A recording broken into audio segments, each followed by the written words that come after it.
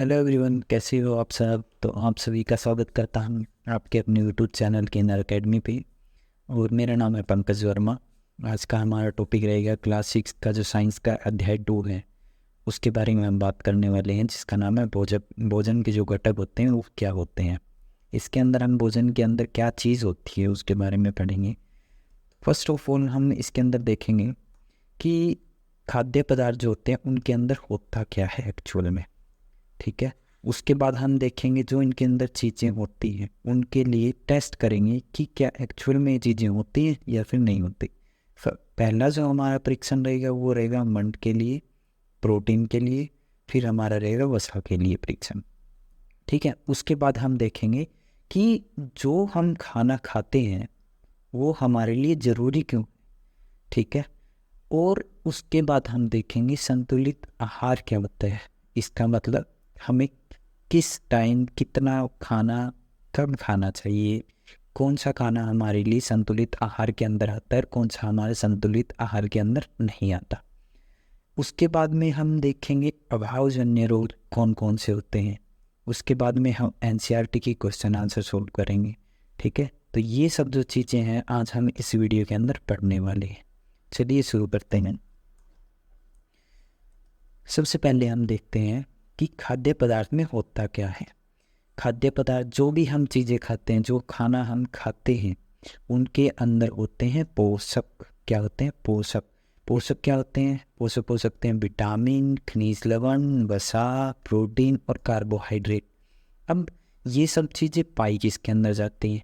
जैसे कार्बोहाइड्रेट गेहूँ, ज्वार, मक्का, बाजरा, मोटे अनाज जैसे होते हैं उनके अंदर, चावल और दाल के अंदर। प्रोटीन किसके अंदर पाया जाता है? शाकाहारी जो स्रोत होते हैं, शाकाहारी जो खाना आता है उसके अंदर आता है चना, मटर, मूंग, मसूर, उड़द, सोयाबीन। ये सब किसके एग्जाम्पल हैं जिनके अंदर प्रोटीन पाया जाता है।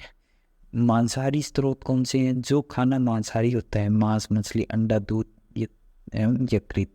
ठीक है।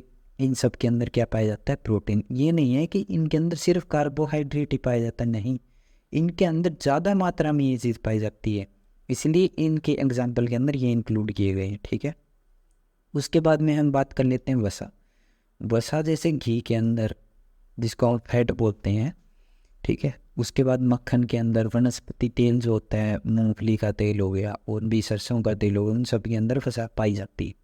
उसके बाद में हम देख लेते हैं खनिज लवण। खनिज लवण क्या होते हैं? जैसे जो लोहे के तत्व हैं, आयोडीन है, जिंक है, तांबा है, ये सब किसके अंदर आते हैं? खनिज लवण के अंदर आते हैं। उसके बाद देखते हैं विटामिन। विटामिन आपने सबने सुना होगा, विटामिन ए की कमी हो गई, विटामिन बी की कमी हो गई, ये वो, तो विटामिन नाम तो आपने ज़रूर सुना होगा। ठीक है। बहुत बार यूज़ होता है घरों में। ठीक है। तो ये सब चीज़ें किसके अंदर इंक्लूड होती हैं? पोषक के अंदर। भोजन भोजन के जो अंदर होता है ये सब चीज़ें पाई जाती हैं। ठीक है। उसके बाद में जो मंड के लिए परीक्षण है भाई, मंड होता क्या है उसके लिए हम परीक्षण करेंगे। देखो, इसके अंदर कोई भी हम खाद्य पदार्थ ले लेंगे, थोड़ी सी मात्रा में ले लेंगे और उसके अंदर तनो आयोडीन की 2-3 बूंद डाल लेंगे। ठीक है। आयोडीन का जो सॉल्यूशन है उसकी 2-3 बूंद डाल लेंगे। फिर क्या देखेंगे, इसके जो कलर है उसके अंदर क्या क्या हो रहा है? बदलाव हो रहा है। अगर कलर का रंग नीला और काला आ जाता है, ठीक है, नीला या फिर काला आ जाता है, इसका मतलब इसके अंदर खाना जो हमने लिया था, ये खाने का जो ये लिया था मटेरियल, इसके अंदर क्या है? मंड प्रेजेंट है, यानी कि मंड उपस्थित है। ठीक है। मंड को हम बोलते हैं स्टार्च। अब मैं इसके बारे में थोड़ा सा आपको बता देता हूँ स्टार्च क्या होता है। जैसे कि जो हम खाना खाते हैं, ठीक है, जो हम खाना खाते हैं, पौधों के अंदर जो खाना, जो पौधे खाना खाते हैं उनके अंदर जो फाइनल जो एक खाना स्टोर होता है, खाना जो इकट्ठा होता है उनकी बॉडी के अंदर, पौधों की बॉडी के अंदर, वो स्टार्च के रूप में होता है। तो जो हम खाना खा रहे हैं वो हम पौधों का स्रोत होता है, तो उसके अंदर हम देखते हैं कि स्टार्च है कि नहीं। ठीक है। उसके अंदर हम ये देखेंगे स्टार्च है कि नहीं। और जो हम खाना खाते हैं, जो एनिमल्स खाना खाते हैं, उनके अंदर क्या होता है? ग्लूकोज। ये नहीं बोलते कि आपके अंदर ग्लूकोज की कमी है, मतलब खाना एट लास्ट में टूट के पूरा जो हम जब पूरा खाने का जब पाचन हो जाता है, ये सब हम अगले चैप्टर में जो आगे बढ़ते रहेंगे तो आता रहेगा, करते रहेंगे। तो इसके अंदर जो ग्लूकोज है वो हमारा फाइनल रिजल्ट होता है। खाना जो टूट टूट के बनता है ना शरीर के अंदर, वो ग्लूकोज होता है, ठीक है।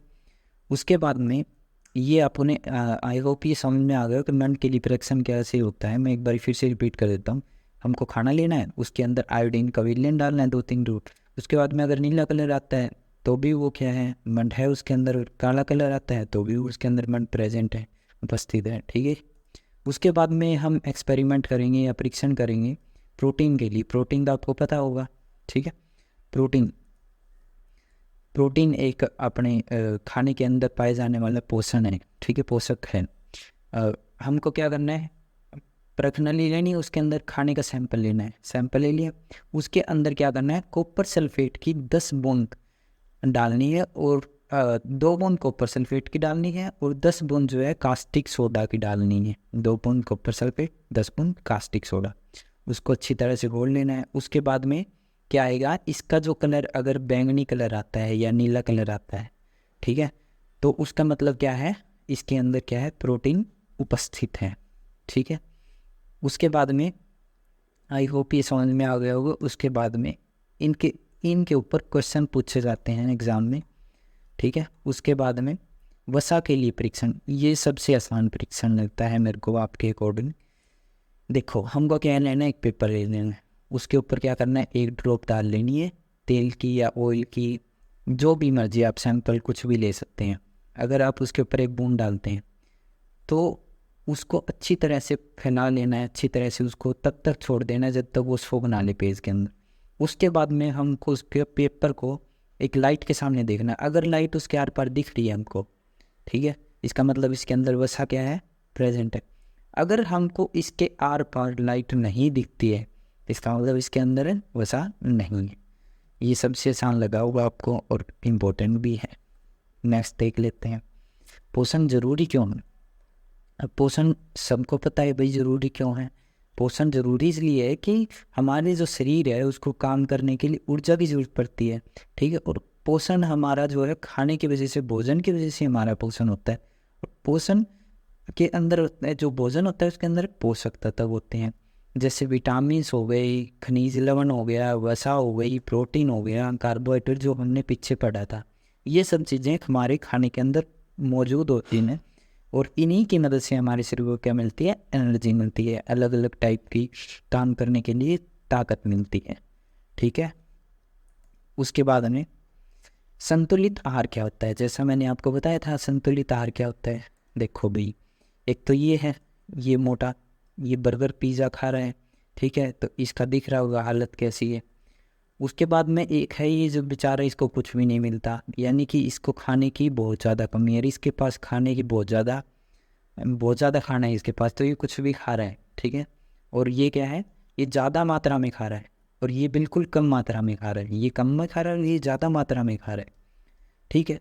एक जो संतुलित आहार करता है, जो अपना रूटीन बना के अपना बिल्कुल रूटीन में खाना खाता है, किस टाइम उसको क्या खाना चाहिए, कितनी कैलोरीज उसके अंदर होनी चाहिए, वो सब जो ध्यान में रखता है वो कुछ ऐसा बन जाता है। फिर इन तीनों ये मैंने इसलिए लगाए हैं ताकि आपको फ़र्क पता लग सके कि हमारे शरीर का जो संतुलित आहार है वो ज़रूरी क्यों है, संतुलित ज़रूरी क्यों है, ठीक है।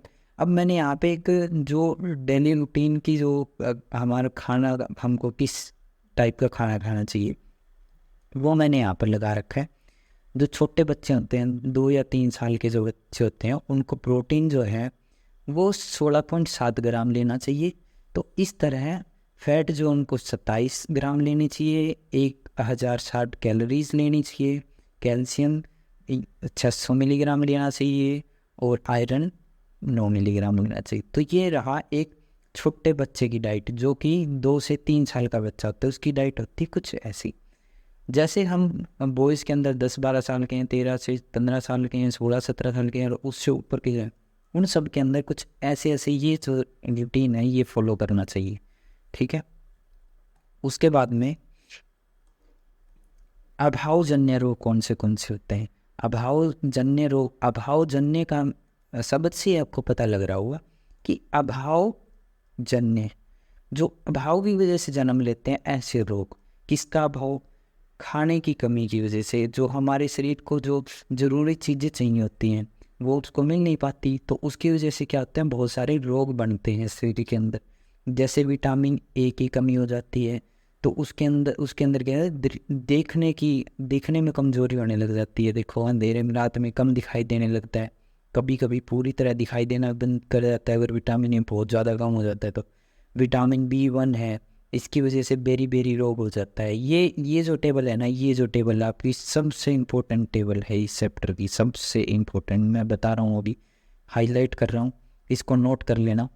ये इसके अंदर जो विटामिन और खनिज बताए गए हैं, ये अभावजन्य रोग बताए गए हैं, ये लक्षण बताए गए हैं। विटामिन B1 है, इसकी वजह से होता है बेरी बेरी रोग, जिसके अंदर क्या होते हैं, जो पेशियाँ होती हैं वो क्या होती हैं, कमज़ोर हो जाती हैं। विटामिन सी की वजह से, कमी की वजह से होता है सकर्वी रोग। ठीक है, सकर्वी रोग के अंदर क्या होता है, मसूड़े जो होते हैं, जो हमारे दांत के नीचे होते हैं मसूड़े, उनके अंदर खून निकलना स्टार्ट हो जाता है। और जो कोई, अगर हमको कोई कट लग जाता है, यानी कि कोई घाव हो जाता है, तो उसको भरने में समय लगता है। अब विटामिन डी की कमी से होता है रिकेट्स। रिकेट्स क्या होता है, हड्डियों को कमज़ोर बनाता है। ये एक ऐसा रोग है जो विटामिन डी की कमी से होता है, जो कि हड्डियों को कमज़ोर बना देता है। विटामिन डी हमें कहाँ से मिलता है पता है, सुबह सुबह की जो धूप होती है ना, उससे विटामिन डी की जो कमी है वो पूरी हो जाती है शरीर के अंदर। उसके बाद में कैल्शियम की कमी से अस्थियाँ और दंत से, यानी कि कई बार ऐसे नहीं होते, हड्डियाँ घिसना स्टार्ट हो जाती हैं वो, और दांत भी हमारे कटने स्टार्ट हो जाते हैं, तो वो सब किसकी वजह से होता है, कैल्शियम की कमी से। क्योंकि हड्डियाँ और जो दांत जो हमारे होते हैं वो कैल्शियम से मिल के बने होते हैं। कमज़ोर अस्थियाँ, ठीक है, दांत कमज़ोर हो जाना। आयोडीन की कमी से कौन सा रोग होता है, घेंगा रोग, जिसको गाइटर भी बोलते हैं। गर्दन की ग्रंथि का फूल जाना, गर्दन के नीचे ग्रंथि होती है, उसको क्या है, वो फूल जाती है, यानी कि वहाँ पे सूजन आ जाती है। बच्चों के अंदर मानसिक विकलांगता, अगर आयोडीन की कमी हो गई तो मानसिक विकलांग, यानी कि वो मेंटली थोड़े से डिस्टर्ब हो जाएंगे, मतलब थोड़े दिमाग से पैदल बोल सकते हैं उनको। उसके बाद लोहे की कमी, अब हमारे शरीर को लोहे की भी ज़रूरत होती है, ठीक है, इतनी ज़्यादा नहीं, लोहे की हमारे शरीर के अंदर लोहे की भी ज़रूरत होती है। इसको बोलते हैं अरक्तता, ठीक है, अरक्तता रोग हो जाता है इसकी वजह से, इसकी अगर कमज़ोरी हो जाती है, ठीक है, इसकी वजह से क्या होता है, हमारे शरीर के अंदर कमज़ोरी हमको महसूस होने लग जाती है। ठीक है, उसके बाद हम देख लेते हैं इसके NCERT के जो इम्पोर्टेंट क्वेश्चन आंसर है वो डिस्कशन कर लेते हैं।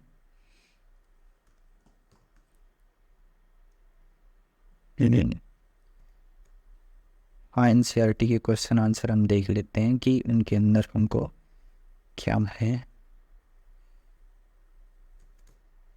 सबसे पहला क्वेश्चन है, हमारे जो भोजन है उसके अंदर जो मुख्य पोषक तत्व है वो कौन से हैं, उनके नाम लिखने हैं, बता सकते हैं उनके नाम क्या हैं। कार्बोहाइड्रेट हैं, वसा हैं, खनिज लवण हैं, विटामिन्स हैं, प्रोटीन है, ये सब आप लिख सकते हैं इसके अंदर। उसके बाद सेकंड क्वेश्चन, निम्नलिखित के नाम लिखिए पोषक जो मुख्य रूप से हमारे शरीर को ऊर्जा देते हैं। भाई, जो हमने ऊपर फर्स्ट क्वेश्चन के अंदर लिखा है वही सब इसके अंदर लिखना है। पोषक जो हमारे शरीर की वृद्धि और अनुरक्षण के लिए आवश्यक हैं।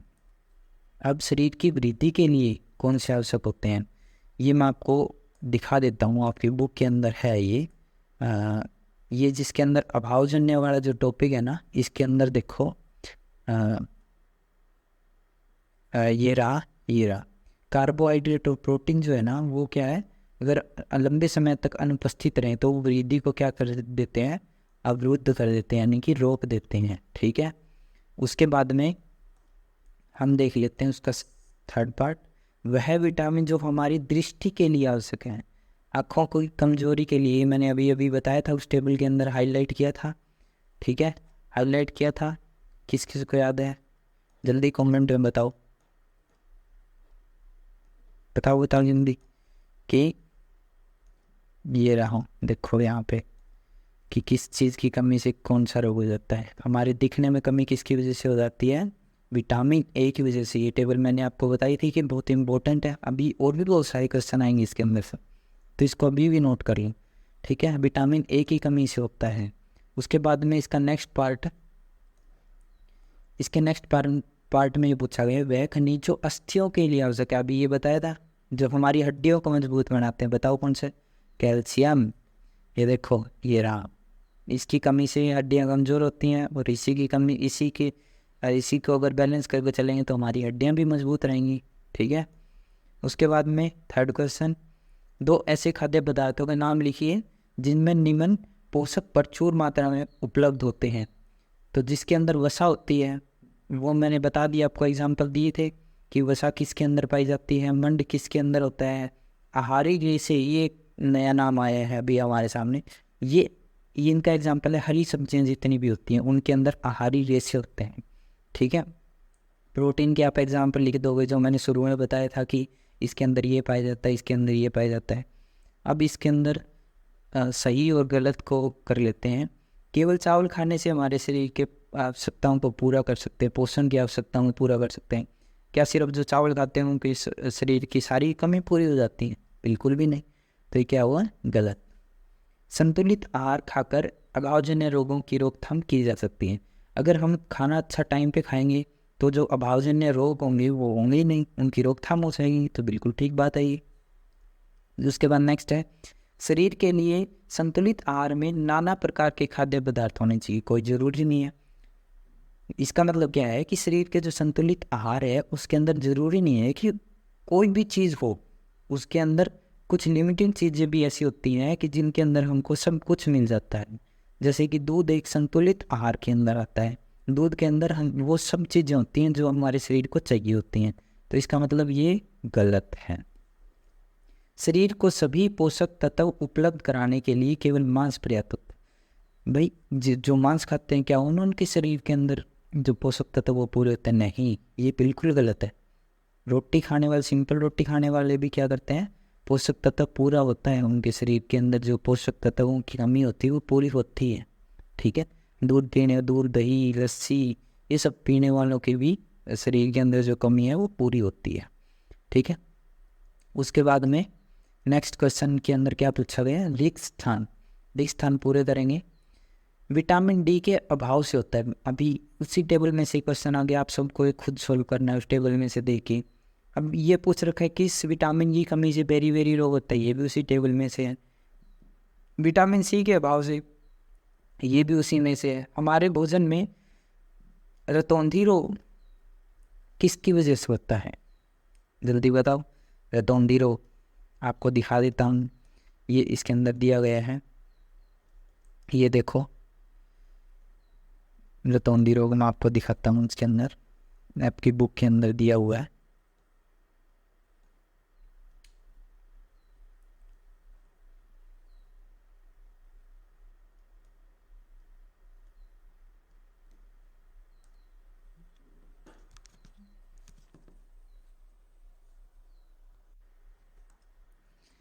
ये देखो इसके अंदर ये दिया हुआ है कि विटामिन ए की कमी से रतौंधी रोग, एक्चुअल में इसका नाम यहाँ पर लिखा हुआ नहीं है, ये रतौंधी रोग है। विटामिन ए की वजह से ही रतौंधी रोग होता है। रतौंधी मतलब रात के समय में अंधा हो जाना, ठीक है, रात के समय में कम दिखाई देना, जिसको उसको रतौंधी रोग बोलते हैं, ठीक है।